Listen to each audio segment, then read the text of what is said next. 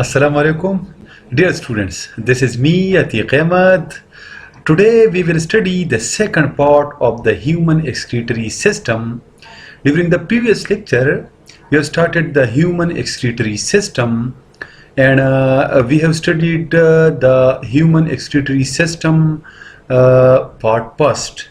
In the first part, we have studied the various organs which are involved in the human excretory system, the kidneys, the lungs, the skin, and the liver. Then we have studied the external shape as well as the dimension of kidneys, and we have studied the positioning of kidneys, that where the kidney is positioned, and today we will study the structure of kidney. So today's topic is basically the structure of kidney. The longitudinal section of the kidney show two distinct regions, renal cortex and renal medulla. Diagrammatically, it is shown here. This is the renal cortex. The renal cortex is the outer region of the kidney and it is dark red in color. So this whole region, this outer region of the kidney, this is known as renal cortex. It is dark red in color.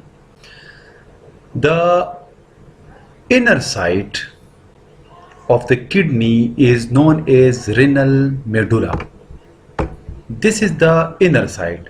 This is the inner side of the kidney.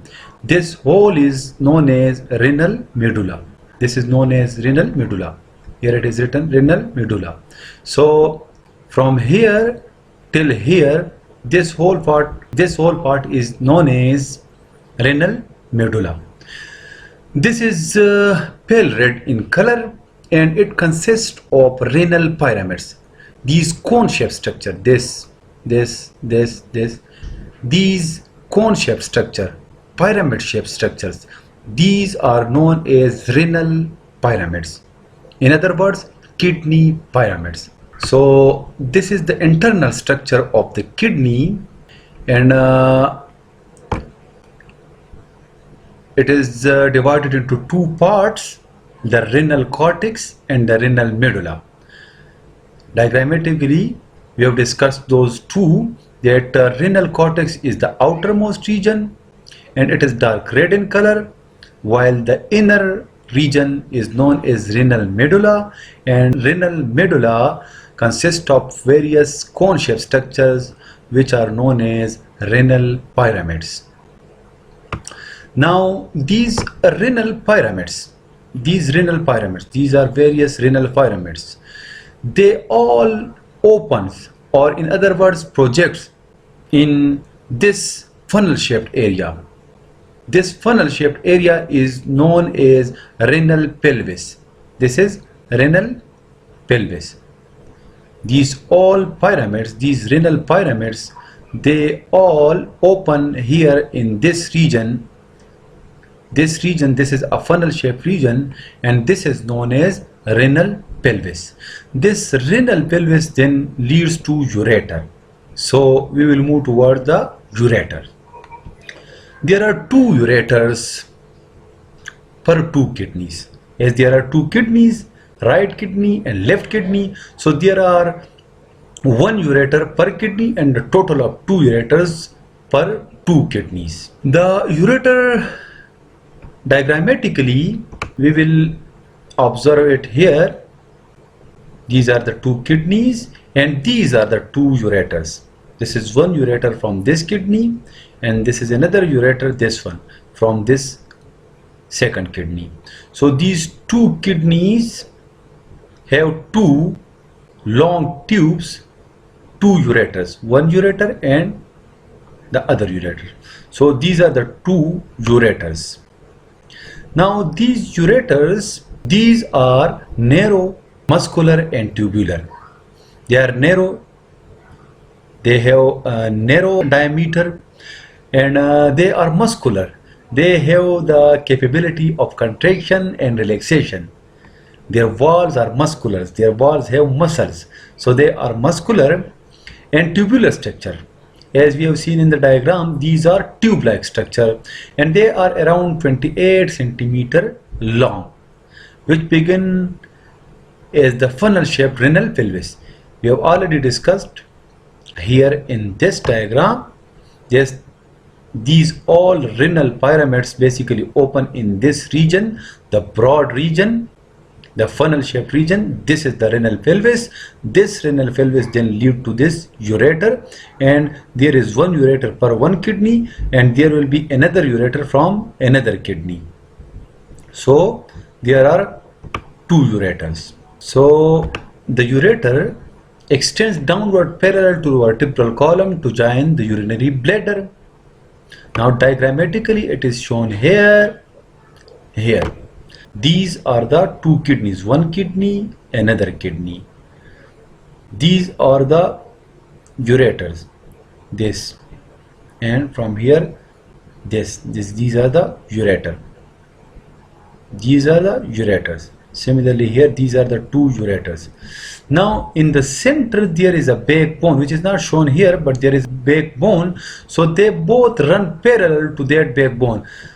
Behind this there is a backbone not shown here, so they run parallel. This is one ureter, this is another ureter. They run parallel to the backbone which is on the back side, and they will ultimately open into the urinary bladder. So diagrammatically it is shown here that these both open here in the urinary bladder. The urinary bladder is another part of the human urinary system, and it is a pear-shaped, hollow, expandable and muscular sac. It is hollow, expandable and muscular sac. From inside it is hollow, it is expandable, it is muscular, it has the ability of extension because it contains the muscles. So the muscles have the flexibility, and as a result the urinary bladder can expand. So it is expandable structure and it is muscular sac. Again it contains muscles, so it is a muscular sac located within the pelvic cavity. Now pelvic cavity is basically the region which is covered by the pelvic bones. Suppose we take this diagram or the other diagram, we will take this one. So this region and this, here are two bones, one bone and there is another bone. So this whole region, this is known as pelvic cavity because it is surrounded by pelvic bones. Here are pelvic bones, so this is the pelvic cavity. And look here at the center, this is the urinary bladder. So the urinary bladder is basically inside the pelvic cavity. And what is the function of this urinary bladder? Urinary bladder basically acts as a storage house, as a reservoir for the storage of urine, and its capacity is around 0.5 to 1 liter. Means it can store urine from 0.5 to 1 liter. It receives the ureter through the lower part of its back wall. It receives the ureters through the lower part of its back wall. Now look at the diagram here. These are the two ureters. It opens into this urinary bladder, and the urinary bladder receives these two ureters at the back wall and lower part. So this is the back wall and this is the lower part of the back wall, and these are the two ureter which opens here in this urinary bladder. So the urine is basically passed from the kidneys to the ureter, and from the ureter through these openings from both sides into the urinary bladder. So the urinary bladder stores the urine. 0.5 to 1 liter urine can be stored here, and then it will be released through this urethra. We are going to study that urethra. Urethra is the last part of the urinary system. Now, before moving towards the urethra, there is a term micturition or urination. Micturition or urination is basically the process of release of urine from the urinary bladder to the outside the environment through the urethra. So this process is known as urination or micturition. Now, urethra. It is the last part of the urinary system, and it is a small tube just start from the neck of the urinary bladder, from the end region of the urinary bladder, and carries urine from the urinary bladder to the outside of the body. So again, diagrammatically here, this is urethra. It starts from the neck, from this end region of the urinary bladder, and it transports urine from this bladder to the outside environment. This is the small urethra. Now, there is difference in females and in males with respect to urethra. In female, the urethra is relatively short. In females, it is relatively short, around 2 to 3 centimeter, and it opens through the urethral orifice or urinary aperture in the vulva in the front of vaginal aperture. It carries only urine.